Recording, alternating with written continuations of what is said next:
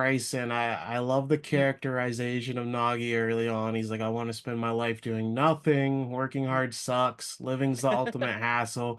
Like he's very much my spirit animal. What about that character's early beginnings? And we get to see a lot of it here because half of the film is like this prequel. So what do you like most about the how the character starts off?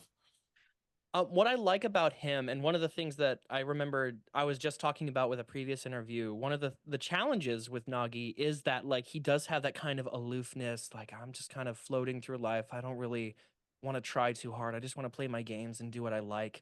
And what I like about that is it just kind of comes off as unstressed. He's not bothered by the world. He's just kind of like, yeah, I'm just doing my thing, and I love doing video games. I love my pet cactus. Um, and one of the challenges with that is just like this cultural difference between like over in Japan. I feel like that kind of laissez-faire attitude is very like, oh, he's cool, collected, and mysterious. Like, I wonder who that guy is. He's so cool. And in America, a lot of those attributes tend to be more negatively connotated with like laziness and kind of like complainy whininess. And so trying to find that balance between just again being aloof and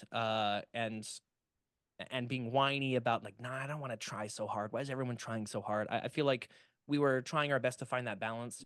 And one of the things that Jonathan Rigg, the director of the movie, was trying to instill, and one of the things that I latched onto was this um, imagery of Nagi being like he's just like a ghost wandering through the halls of the school, more curious about the humans around him as opposed to more like, man, these people are weird. Why are they working so hard? But more like, I'm curious, like what is it that makes people try so hard, kind of thing. If that answers your question. Yeah, totally. And Kamen, Reo has such a rich upbringing, and he has almost everything that he could want. So he's really searching for a purpose, and we see him find that both in soccer and this interest in Nagi that he wants to really spur him on. What did you like seeing about his character development through this film and the early arcs of the anime? Yeah, I'd love to see it just fleshed out more from the show because there was so much there, and I love that the writer thought so too.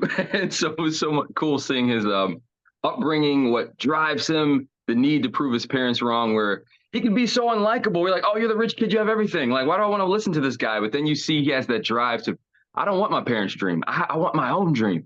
And then he bumps into a guy who has all the talents that he could you can do anything you want in the world, and you're sitting there playing a game on your phone. No, let's go play soccer. Play soccer with me. And so it was so cool to see just to see all that fleshed out in the movie. Oh, man, it was so much fun. I love that. And Bryson, this is a really cool little stretch for you. We had Hmm. Haikyuu, now we have the Blue Lock movies, basically back to back. Yeah. It's been such a wild career point. Have you had any time to soak this all in? Because that's I incredible to have these two releases.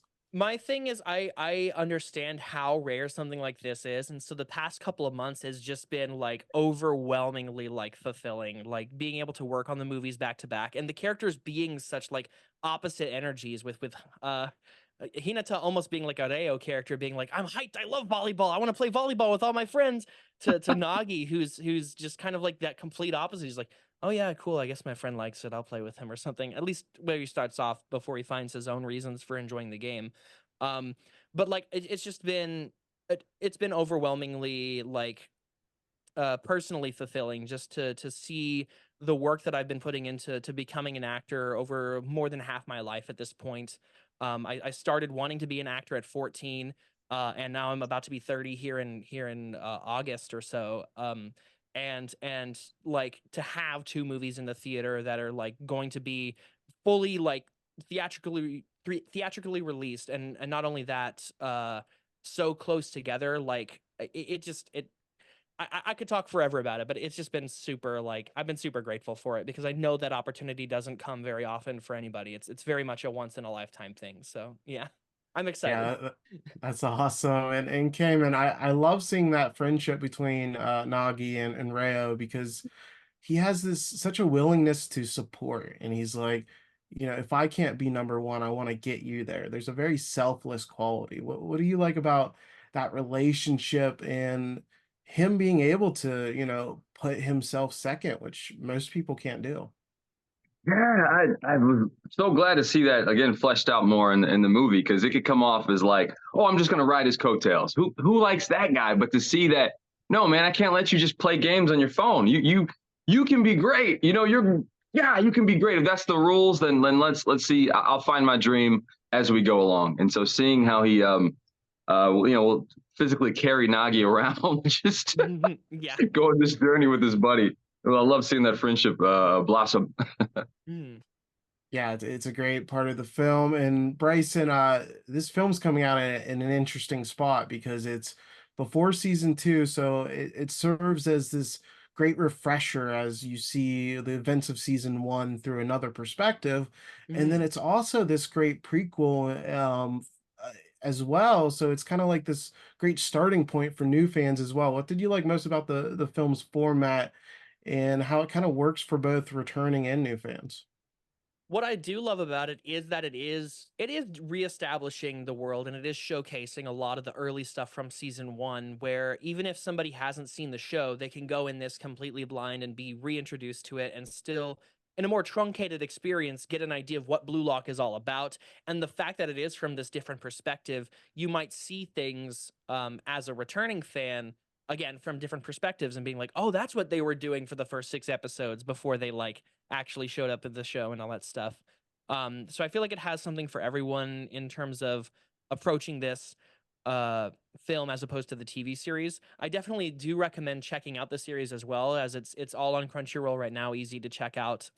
Because there will be parts in the film that are like, oh, I remember that from the show, and like very cool Easter eggs and stuff like that. So if you haven't watched the show, I highly recommend watching it. But even if you don't have the time to before the movie comes out, like it's definitely going to be something that you can jump into completely out of nowhere. Yeah, I fully agree. And Cameron, I saw this really cool post on your Instagram how you got to sign your first autographs at a convention and Oh how yeah. you bought the Reo figure. Like, what does it mean for you to be voicing this character that people really have a connection to and they really love? Because that has to make it all the more special. Yeah, man, I can't believe it's happening. I'm trying to stay in the moment as much as I can and feel all the feels later, but it was just mind blowing because you never know what's going to lead to what, right? This you just never know when you're cast as in anything in commercials, TV, film, pilot TV shows, voiceover. You don't know if it's ever going to take off and to latch onto the show, which I felt like, it was chainsaw. It was during chainsaw season. So everyone's chainsaw. And then these underdogs, just kind of like the show, came out of nowhere with the Blue Lock just blew up in Japan during all the soccer that was being played and the national teams. And gosh, man, career wise, it's been an absolute blessing. It's been an absolute blessing. I remember not knowing anything about how to even get into voice acting or Crunchyroll specifically. I sent a friend of mine, Caitlin Glass, the most something you just never do. I was like, when are you going to put me in a show? Right. Not even knowing how horribly disrespectful and stupid that was. But she got that I was completely ignorant, had no idea what was going on, how any of this stuff works. And then auditioning for 2 years. And then she ultimately, after 2 years of auditioning, and I hadn't even done some side stuff like years before, but serious auditioning for it to see that, to get into the building and to ultimately end up like landing a role like this has just been so awesome, man. I could talk all day about it. That's wonderful. And Bryson, Nagi's been a fan favorite from pretty early on in this series, but it's pretty wild to see him, get the spin-off manga and then him get the film. What was kind of your first reaction when you saw, oh, like they're really doubling down and exploring this character in all these other ways? Because there's only one spin-off and it happens Yeah. to be your character. I know. I was super excited. I was made aware by some friends of mine who were more familiar with the series before I got into the cast. And they had mentioned like, "Oh, Nagi's a huge character. He's awesome." And I was like, "Oh, cool. No pressure." So like I was super excited going into it. And again, I all I can say is that like I feel super lucky that they decided, oh, this popular character will do his own spin-off and everything like that. There's just like a sort of like luck of the draw at that point, but also like he's just such an intriguing character too that it's no wonder he's as popular as he is. It's he's got all those different layers to him, that they really showcase in the movie and in the manga. And yeah, that's uh I feel very lucky if that's the long answer short. Awesome. And came in my last question for you.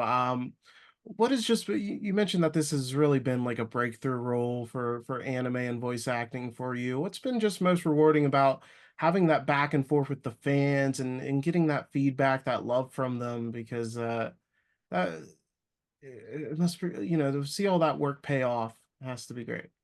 Yeah, it's awesome. The anime fans they're different. They're special. They're energetic. They're passionate. They're opinionated, and I love it. It's like sports. I have an athletic background, so seeing how hard they go for their art is in their fandom, man. It's intense and scares me at times. I'm still like not famous by any means, so I'm like okay, I can kind of still chill out here and on the outskirts of things, but seeing how intense they can be. I hope I do a good job. I hope they're proud of my work. And I hope they know that I'm busting my butt to do my best to try to take care of any character that I play.